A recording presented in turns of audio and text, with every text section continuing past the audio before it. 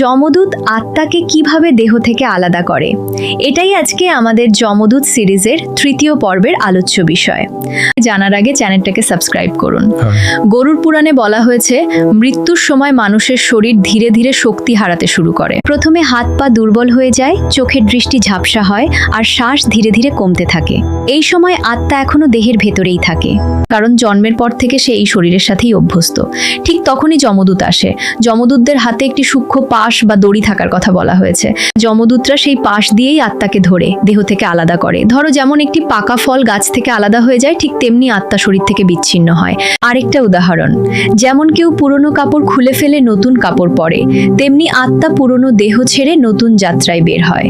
যখন আত্মা পুরোপুরি দেহ থেকে বেরিয়ে যায়, তখন শরীর নিস্তেজ হয়ে পড়ে।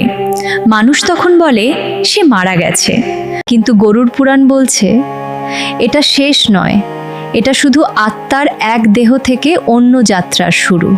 তাই প্রশ্নটা খুব গভীর, আমাদের জীবন কি এমনভাবে কাটছে যাতে সেই শেষ মুহূর্তে আমাদের আত্মার যাত্রা শান্ত হয়? হর হর মহাদেব, জয় মহাকাল।